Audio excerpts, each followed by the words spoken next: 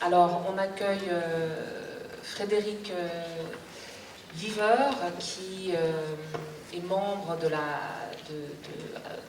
revue Il Topo, qui est à la fois artiste et rédacteur.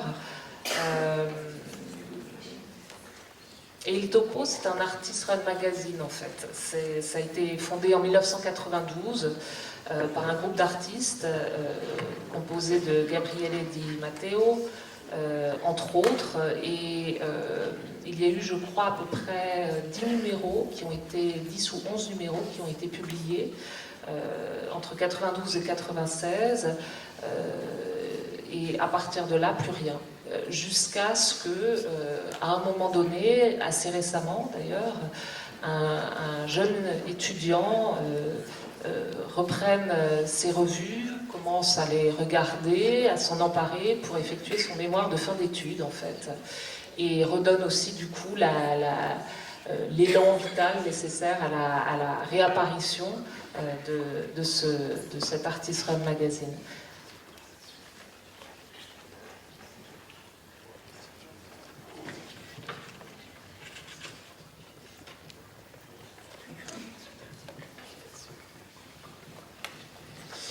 Alors bonjour à toutes et à tous. Je vous parle donc de cette expérience, une expérience d'un groupe, un collectif d'artistes qui est né dans les années 90 à Milan, Il Topo, sous l'idée de 4 artistes napolitains, dont Piero Gatto, Franco Silvestre, Vedova Mazzei et Gabriele Di Matteo, qui étaient les membres fondateurs du magazine dans les années 90. Pourquoi parler d'un groupe d'artistes? Alors c'est surtout des amis qui à l'époque habitaient à Naples et décidant de bouger sur Milan, du coup la grande ville italienne de l'époque, trouvent la nécessité de créer un projet et un espace où pouvoir expérimenter et travailler en toute autonomie. D'ici l'idée de créer un magazine plutôt qu'un lieu physique. Ce magazine a été vraiment conçu comme un lieu où inviter d'autres artistes, travailler ensemble et créer des projets. En 92, juste au moment où ils arrivent à Milan, ils décident de sortir un premier numéro. C'est le numéro 0. À cette époque, forcément, ils n'avaient pas beaucoup de contacts dans la ville. Du coup, c'est un numéro un peu particulier parce que on voit surtout les premières idées. Ils travaillent entre eux, ils essaient de trouver des espaces où présenter après le numéro.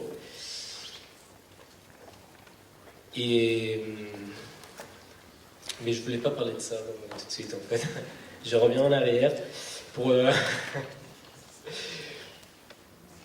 donc présenter alors rapidement le magazine et le topo. C'est particulier parce que dans l'histoire il y a eu comme ça a été présenté 2 moments historiques différents. Un premier moment, c'est le moment que nous on appelle maintenant le moment historique entre 92 et 96, 4 ans d'activité avec 11 numéros produits. Et une actualité depuis 2012, avec un renouveau, une nouvelle direction et des nouveaux projets. Je veux dire que dans les années 90, nous avons eu la contribution de beaucoup d'artistes qui, à cette époque, passaient par Milan. C'est important de dire ça parce qu'en fait, la rédaction était donc sur Milan et les relations à l'époque se faisaient différemment. C'était un peu plus difficile de communiquer. Du coup, l'idée de ces 4 artistes, c'était de reprendre tous ceux qui passaient par Milan à ce moment précis et d'essayer par ceux de créer des projets uniques. c'est pour ça que ce magazine a été conçu comme un vrai espace d'exposition. Alors ce n'est pas un lieu physique, mais vraiment les pages créent le support pour des projets d'exposition.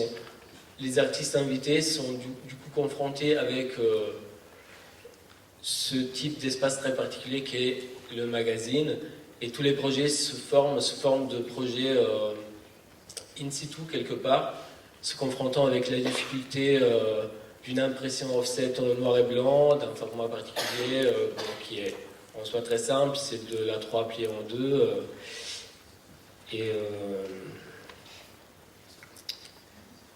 Voilà. Oui, je voulais dire aussi que le magazine El Topo a toujours voulu rester à l'écart de tout ce qui est divulgation. Les pages, du coup, ne sont pas vues comme un catalogue de tout ce qui est critique et théorie de l'art. C'est vraiment un espace libre, un espace de projet où vraiment on demande aux artistes et du coup à la rédaction de travailler ensemble à un projet. Chaque numéro a un projet nouveau. On n'a pas de continuité. Chaque numéro est vraiment une expérience unique en soi. On n'a pas, on n'a aucune,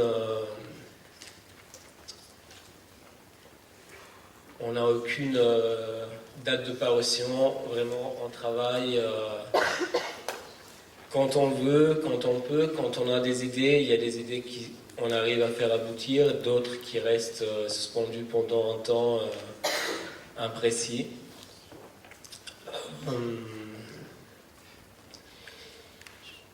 Et vraiment, alors El Topo, pour nous, c'est vraiment l'idée de créer un réseau.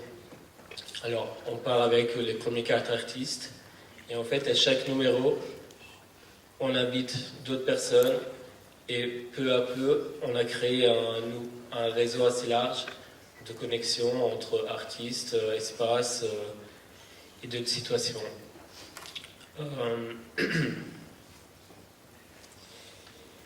Alors, je parle rapidement, on va parcourir un peu les numéros, les premiers numéros des années 90, parce que je pense que c'est intéressant de voir comment, en fait, de rien, de 4 immigrants napolitains à Naples, on a réussi à créer un vrai réseau, numéro par numéro. Je reviens donc au numéro 0, un numéro qui a été créé donc par les 4 artistes, sans aucune connexion. C'était juste une idée, c'était pensé d'avoir un territoire où pouvoir travailler sur une nouvelle ville et un territoire où créer des nouvelles connexions. Le numéro a été présenté par la volonté des 4 rédacteurs dans un espace milanais qui est Via Farini. Via Farini, pour Milan, c'est un espace très simple. En fait, c'est un espace de recherche pour jeunes artistes. C'est géré par la mairie de Milan. Du coup, ouais, c'est très ouvert à des propositions de tout type. Et attendez, je cherche les images. Ils sont pas dans l'ordre, c'est pas grave. En tout cas, durant la présentation du numéro, et ça c'est un élément assez typique du magazine, c'est l'idée de créer des événements et des performances pour chaque lancement de chaque numéro. Pour le numéro 0, la décision a été de créer du coup une performance appelée Il Cieco et Il Topo, qu'on peut traduire comme l'aveugle et la souris. En fait, El Topo, je vais faire un petit appart sur le nom du magazine, El Topo. El Topo, bon, on traduit et la souris, mais l'idée en fait vient de Gabriele Di Matteo, artiste de la rédaction, et le point central du nom, c'est le et E du début, qui veut signifier justement cette conjonction entre les artistes de la rédaction et un reste qui peut être le collaborateur artiste, une situation, un projet. C'est vraiment mettre en relation quelque chose avec la rédaction et le fait de travailler ensemble. Donc rien à voir avec El Topo de Alessandro Jodorowsky, comme beaucoup de personnes peuvent penser. Et même les gens de la rédaction, en fait, c'est bizarre parce que avec Mauricio Gattelan, qui a participé dans les années 90 au magazine, lui, il a toujours appelé ce magazine El Topo, pensant à la référence au film de Jodorowsky, mais apparemment ce n'est pas le cas. Revenons au numéro 0, du coup, l'aveugle et la souris. La référence de l'aveugle, c'était sur le magazine de Marcel Duchamp, de Blind Man. Et l'idée, c'était de présenter ce numéro, mais en même temps de le cacher au public. Et de fait, l'espace était rempli complètement de fumée pendant le vernissage. Je crois que j'ai des images, mais je les trouve pas. C'est pas très grave. Bon, c'est pas grave. En tout cas, l'espace était rempli de fumée. Personne n'a pu voir le numéro en sortie. C'était assez décevant pour le public, mais en même temps, les gens après en ont beaucoup parlé. Et en fait, ce numéro 0, très peu de gens l'ont vu, faut le dire. En tout cas, on peut voir qu'après, avec le numéro 1 et 2, les artistes arrivent à créer les premières connexions.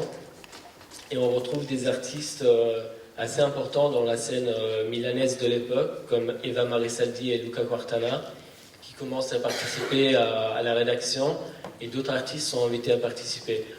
C'est important de parler de Luca Quartana, parce qu'en fait, en très peu de temps, on peut voir entre 2012 et 2013, aussi grâce à Luca Quartana, qui effectivement a été, après le numéro 2 où il a participé, Luca a été invité à la Biennale de Venise, c'était 93, et c'était la section Aperto 93. En fait, c'était une section où ils avaient invité 13 jeunes curateurs pour essayer de présenter les nouvelles tendances de l'art contemporain avec tous les nouveaux artistes émergents.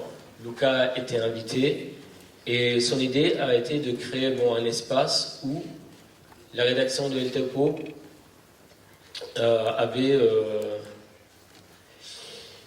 pouvait en fait créer un numéro in situ pendant la Biennale avec les artistes de la Biennale. Du coup, la rédaction forcément a accepté l'invitation. On s'est retrouvé à la Biennale en 93. Et l'idée, l'idée numéro 4 a été une idée très simple. C'était de faire une galerie de portraits sur tout le numéro, avec tous les participants de cette section qui était à Aperto. Pour prendre les photos, c'était pas si simple que ça. En réalité, pour avoir les autorisations, on a trouvé un escagotage, les plus simples. En fait, on s'est passé pour un magazine de mode spécialisé milanais. Et on a demandé aux artistes de poser pour nous. Et les artistes ont participé sans trop poser de problème. Exception faite pour 2 artistes qui sont Matthew Barney, avec qui on n'a même pas eu en réalité contact direct parce qu'il était déjà assez connu et c'était difficile d'accès. Par contre, on a quand même réussi à récupérer sa photo. C'était en mode un peu paparazzi, mais on l'a quand même shooté. Et Dominique Gonzalez Poster, qui par contre, avec qui on a parlé beaucoup, mais en fait, elle n'a jamais cru à l'histoire du magazine de mode et du coup, elle n'a pas voulu être part de ce projet. En tout cas, le numéro sort pendant la Biennale. Le numéro s'appelle Ad Aperto 93. Ils se songèrent par eux-mêmes. Ça, c'est la française. En italien, c'est Ad Aperto si scambiano per se stessi. Et dans le numéro, on retrouve effectivement cette galerie de portraits où vous avez tous les artistes et tous les curateurs de la section. L'idée, c'était très simple, de présenter l'image et les noms des personnages qui se mélangèrent entre eux. Du coup, vous avez une galerie où vous ne pouvez plus faire de correspondance entre le visage et le nom de l'artiste. On peut reconnaître Oui, oui, j'ai des images.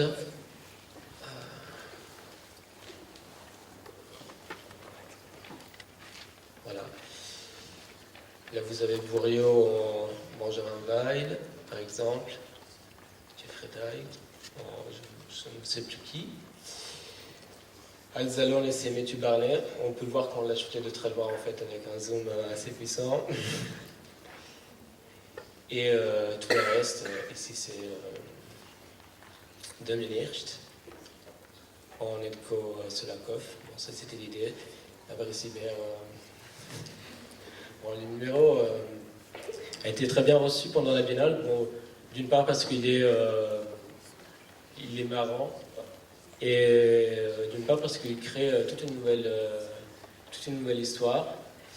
Et du ce fait, par exemple, c'est intéressant de dire que Dominique Gonzalez Foster, vu le numéro, elle s'est dit c'est dommage de ne pas avoir participé. Et elle nous a écrit une lettre peu après pour donner sa disponibilité pour une participation à un nouveau numéro qui sera le numéro 6. Et du coup, elle nous a envoyé 12 photos et on a créé un numéro avec elle.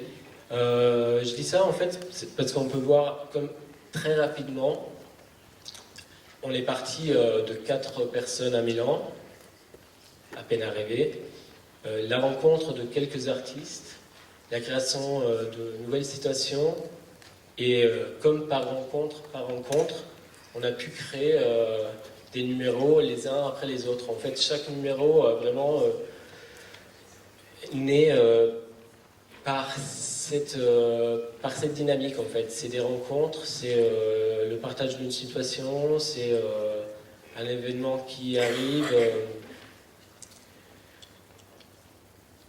Autre exemple, comme Dominique qui a créé le numéro 6, c'est Maurice Gatelan qui va créer le numéro 5, qu'on avait rencontré lui-même pendant la Biennale. Bon, Maurice à l'époque était encore jeune, il n'était pas encore explosé comme on peut croire. Il était de peu parti à New York. Et il nous écrit une lettre après ce numéro. Et il décide de participer à une nouvelle édition qui sera le numéro 5, avec un petit projet qui est très sympathique. Je vous montre ça parce qu'en fait, on peut voir comme, en tout cas, chaque numéro c'est vraiment un projet en soi et un projet unique. Du coup, Mauricio vraiment travaille pour nous avec une œuvre inédite qui est cette carte de Monopoly, qui est le seul élément en fait du numéro.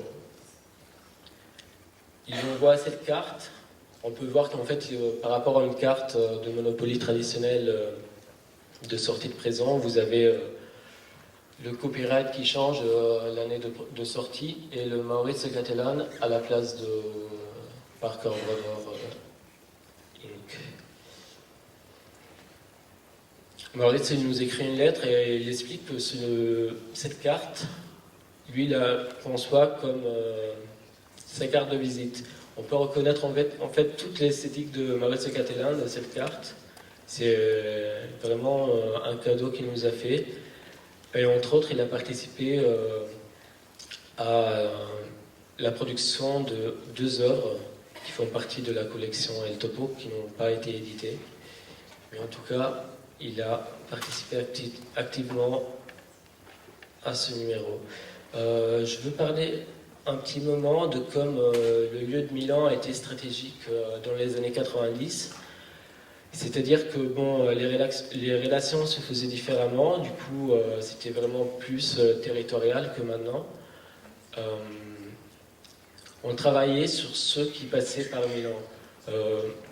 Un exemple est le numéro 8, et le numéro créé par 2 artistes, enfin un collectif d'artistes, Art Club 2000 et Mark Dayan, qui étaient à ce moment même présents à Milan avec 2 expositions différentes. Une exposition à facsimilé pour Art Club 2000 et une exposition chez Louis Fontana, qui est une grosse galerie milanaise, pour Mark Dayan. D'effet, facsimilé était une galerie avec qui El Topo avait travaillait beaucoup. Beaucoup de numéros ont été sortis et présentés dans cet espace. Et pour ce fait, on a été mis en relation avec ce collectif d'artistes américains.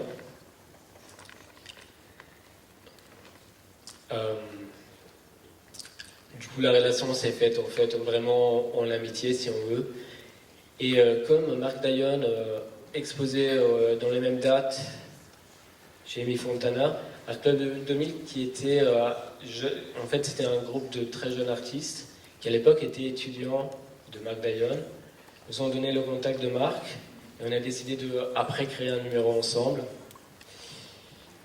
Et on peut voir du coup vraiment comment les relations et le territoire a pu produire un numéro après l'autre de ce magazine. Alors bon, je vous montre quelques images de l'intervention de Mark Dion, qui est celle-ci. En fait, il a pensé une image avec en fait, chaque chapeau, en réalité, est un portrait de ses étudiants. Et Art Club 2000, je ne sais plus où c'est. Ouais, c'est pas très bien. Ensuite, bon, il y a eu, on arrive déjà au numéro 8, bon, c'était un peu rapide. Au numéro 9, on a une intervention par Arienti, qui est un artiste italien qui, dans les années 90, était vraiment très présent dans la scène nationale, et qui sort en fait le premier numéro qui déconstruit ce qui est le format rigide du magazine. En fait, je ne vous ai pas montré les premières pages, mais le magazine est vraiment un espace où on offset noir et blanc, avec toujours la même couverture qui est celle-ci, qu'on peut retrouver dans tous les numéros. Et le même format, c'est vraiment de l'A4. Arienti, en fait, pense de créer un poster. Et on retrouve du coup le premier numéro avec une forme différente. Parce qu'en fait, c'était un poster format A0 plié en A4. Et cette partie ici est juste un détail de l'image du poster de Arienti. C'est le seul cas où la forme du magazine change. On arrive au numéro 10. Et en fait, le numéro 10, c'est particulier parce que c'est la fin de cette première expérience des années 90 et de cette section milanaise du magazine. Le numéro est très simple. En fait, on retrouve une lettre de Armando Della Vittoria. C'est une figure assez mythique. C'est le rédacteur de El Topo. En fait, c'est une personne qui n'a fait que ça. C'est être le rédacteur de El Topo. C'est comme un président à toujours. Hein. Il écrit une lettre, en fait, il remercie tous les participants. En fait, qui ont participé, on peut citer vraiment beaucoup d'artistes, Maurice Gatelan, Vanessa Vycroft, comme j'ai dit, Art Club 2000 et Mark Dion, Dominique Gonzalez Foster, beaucoup d'autres artistes de la scène nationale et internationale. Et on retrouve comme un numéro où on peut trouver des interventions d'un peu tous les intervenants. C'est vraiment un numéro d'adieu. Hein. Parce que, arrivé en 96, il y a eu comme un coup de fatigue. Les artistes de la rédaction avaient créé déjà des situations un peu plus solides. Du coup, le projet peut-être d'édition était devenu quelque chose de plus. Et pour éviter de travailler de manière incohérente, ils ont vraiment décidé d'abandonner le projet. Et de ce fait, en fait, le magazine a été fermé de 96 à 2012. Qu'est-ce qui arrive entre ce temps? Pas grand-chose, sauf que comme on avait dit en précédence, un jeune artiste de Milan, Francesco Fossati, qui était à cette époque suivait les cours de Gabriele Di Matteo, qui était le rédacteur de El Topo dans les années 90, sort un numéro, le numéro 11, en toute indépendance. Ce numéro, en fait, parle, c'est une sorte de recueil d'interviews sur les Artists Around Spaces. Et le numéro est présenté à Gabriele Di Mattei, aux autres rédacteurs de El Topo, après son mémoire. Et ce fait crée en Gabriele une idée de, enfin surtout une grosse envie de repenser ce magazine aujourd'hui. Du coup, l'idée de créer une nouvelle rédaction, qui est cette fois un peu différente, parce que, comme on a vu dans les années 90, on retrouve surtout une scène milanaise qui attrape un peu ceux qui passent par la ville. Et par contre, maintenant, à partir de 2012, l'idée c'était de repartir sur plusieurs centres. Du coup, on a Milan, on a créé une rédaction sur Paris, Bruxelles, une autre rédaction sur New York, notre espace à Berlin. Enfin, il y a beaucoup de partenaires. Nous avons aussi un correspondant en Amérique du Sud. Et du coup, on retrouve un peu moins cette idée de prendre au passage les artistes, mais c'est vraiment d'exploiter encore plus de ce qu'on avait fait dans la première édition, l'idée de réseau et de networking. On sort en 2012, du coup, un numéro qui a été appelé le numéro de la renaissance de El Topo, et qui, à notre insu, en fait, on s'est rendu compte que ces parutions des années 90 avaient quand même marqué toute une génération, et cette renaissance était quelque part attendue. On ne le savait pas avant, et ça a donné une forte impulsion pour aller de l'avant. En tout cas, en son numéro 12, on a travaillé sous une nouvelle forme qu'on n'avait pas encore exploitée dans les premières éditions, et qui est l'open call. En fait, on avait une idée, c'était encore un recueil de photographies. On a appelé à la contribution, c'était une contribution en perte sur Internet. Dans ce numéro, en fait, on a voulu rendre hommage un peu à tous les artistes qui étaient morts dans les 16 années d'inactivité de El Topo, de partir en fait de ces morts pour relancer, c'était un hommage un peu particulier, et on a reçu énormément de participation.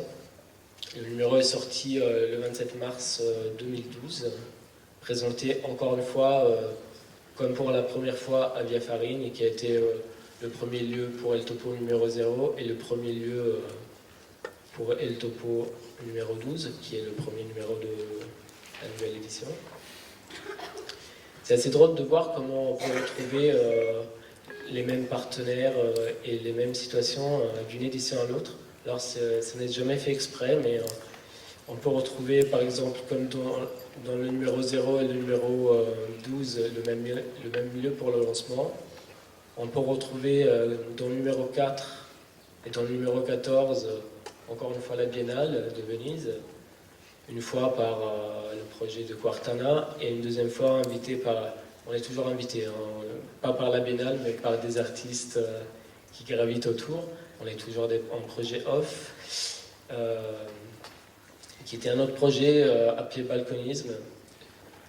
Et en fait, c'était un off, c'était des balcons de la ville de Venise. Et en fait, un groupe de 12 artistes avait décidé de créer un parcours par ces 12 balcons avec des histoires et toute une mythologie créée autour de ce parcours. Alors, cette fois-ci, on nous appelle. Gabriele Di Mattei, encore une fois, a été invitée pour présenter un balcon. Et la rédaction d'El Topo, en fait, a été invitée pour créer, encore une fois, un document sur cet événement. Et cette fois-ci, on peut, pour la première fois peut-être, voir El Topo comme support pour un autre projet. Parce que Balconisme n'était pas vraiment un projet de El Topo, c'était Balconisme qui invite El Topo. et utilise en fait le support physique de Eltopo pour avoir une publication Cartacé. Eltopo devient quelque part le catalogue de ce projet. Effectivement, dans la nouvelle édition, ce lieu est un peu différent, enfin le magazine conçu comme lieu est un peu différent parce que on est beaucoup plus ouvert au projet et à l'extérieur. On peut utiliser ce magazine pour des projets qui viennent de la rédaction, mais même être support pour d'autres projets, du coup juste donner le label Eltopo à d'autres projets. Et du coup prêter un espace que, en ce moment, je pense que la question de l'espace est une question très compliquée. Et avoir un espace, même si c'est juste un espace Cartacé, c'est une richesse. Des autres projets ont été conçus par la nouvelle rédaction. Par exemple, c'est une nouvelle branche de Eltopo. C'est une branche plus littéraire, en fait, parce que dans les premiers numéros de la première édition, en fait, le texte a été quelque chose qui a été souvent mis à l'écart, à côté. Oui. Il n'y a pas vraiment, on ne retrouve pas dans les numéros beaucoup de texte, même très peu, par volonté. Déjà, il y avait une volonté d'éviter tout espace théorico-critique. Et par contre, on a toujours été intéressé par la narration. On peut retrouver en fait dans le numéro 2 une nouvelle écrite, je ne me rappelle plus le nom, ni du titre du récit, ni de l'auteur, mais dans Red Letter Edition, du coup cette nouvelle édition de Eltopo, on décide de donner l'espace aux artistes qui travaillent sur la notion de narration. En fait, c'est des artistes qui mélangent, qui ont une activité d'artiste plasticien comme classique, et en même temps travaillent les lettres, la narration, la poésie. Et on a sorti une première édition, du coup, l'année dernière, avec des écrits de Steve Piccolo et John Laurie. Alors je ne sais pas si vous connaissez, c'était des membres d'un groupe jazz et historique new-yorkais des années 80, de l'Angeliza. Steve Piccolo récemment, habite depuis quelque temps sur Milan. On est rentré en contact avec lui, maintenant il fait partie de la rédaction de Eltopo. Et on était très intéressés à son activité d'écrivain, parce qu'en fait lui, il crée surtout des installations de musique, corrélation entre son et image. Et par contre, il a toute une activité de narration, et on s'est rendu compte en fait, il était en train d'écrire vraiment des nouvelles. Et en parlant avec John Laurie, il était en train d'écrire lui-même sur le même thème. Du coup, on a décidé de faire un recueil, et on retrouve vraiment comme une photographie d'une situation. C'était les années 90, c'était New York, et le numéro, c'est un numéro que j'aime beaucoup, qui est sorti. Après, les projets à venir,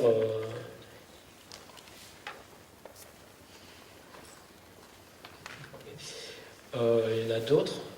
Il y a un numéro 13 que, comme le numéro 3, en fait, on a eu du mal à le faire sortir. Il n'est pas encore sorti. Ça, c'est des choses un peu bizarres. Le numéro 3 a été sorti après, dans la première édition, à la fin, il était sorti en annexe du numéro 10. Ce numéro 13, on ne sait pas s'il sortira jamais. C'est un projet un peu bizarre. C'était un autre open call. Je ne veux pas trop vous parler du projet, mais on ne sait pas pourquoi. On a fâché beaucoup de monde avec les propos du numéro. Et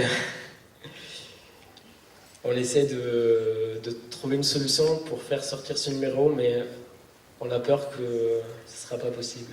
Je pense que ce sera du coup l'annexe peut-être du dernier numéro, encore une fois, même si on ne sait pas quel sera le dernier numéro, mais pour l'instant, c'est un numéro en stand-by. On a récemment sorti un numéro 15, en fait, sur une dynamique qui rappelle un peu plus les dynamiques des années 90, comme style de relation. En effet, sur Paris, on était en relation avec Christophe Domino, qui cet été travaillait à une expo de Ian Baxter à Londres. Et Domino a eu l'idée de parler du projet El Topo à Ian Baxter et d'essayer de voir si on pouvait créer un projet ensemble à partir de la en fait, du titre, si vous voulez, de El Topo. J'avais déjà parlé avant. Le E de El Topo, c'est vraiment l'idée de travailler ensemble, la conjonction entre un projet et la rédaction. Et comme vous savez, Ian Baxter travaille beaucoup avec le symbole de End. Et de là, en fait, on a créé un numéro ensemble. J'ai pas d'image de ce numéro qui vient de sortir. Et bon, ça c'était un peu espace aux questions. Oui, si vous voulez. Pour conclure, je voulais juste dire que par rapport... bon, El Topo, c'est vraiment un projet qui se base sur l'édition. En ce moment, en fait, on est en train de réfléchir à une nouvelle stratégie qui sort un peu de l'idée du magazine. Et par contre, c'est vraiment de fédérer ce qui est le groupe et le réseau par le biais de ce qu'on pourrait appeler un mouvement, entre guillemets, que la rédaction a voulu appeler topisme. Topisme, bon, ça n'a pas beaucoup de sens, mais on travaille en fait un texte et on partira dans les mois à venir à Houston, Texas, pour essayer de réfléchir dans le désert au point et au texte qui va définir ce mouvement, et essayer aussi de travailler un nouveau numéro, peut-être pour l'expédier sur la Lune, mais ça c'est un projet utopique. On veut utiliser Houston comme tremplin pour sortir un peu de... À voir. Ça c'est des projets à venir. En tout cas, on pense vraiment que ce projet, c'est un projet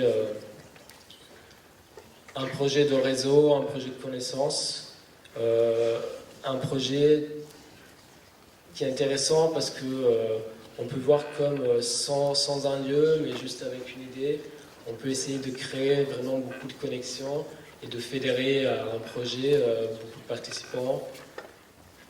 Et différemment que quand on est artiste, on est souvent en recherche d'espace parce qu'on a besoin de montrer quelque chose. Et en fait, de ce biais, on a des portes qui s'ouvrent beaucoup plus facilement parce qu'on se présente pas comme artiste singulier, mais comme un groupe d'artistes, comme un projet. C'est un projet léger, en plus c'est un magazine, ça fait pas peur aux institutions, alors qui ne financent pas les projets, mais qui sont beaucoup plus ouverts. Et puis ça constitue un espace d'exposition à part entière. À part entière, complètement. Bah merci beaucoup pour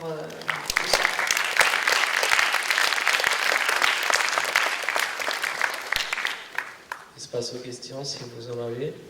Je pense que c'est difficile.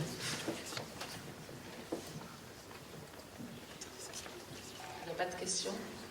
Alors moi je voulais juste peut-être souligner en tout cas par rapport au support du magazine, comme ça c'est aussi ce qu'on voit, c'est par rapport aux différentes interventions, cette question effectivement de la trace, du paratexte en fait, des œuvres, et à quel point,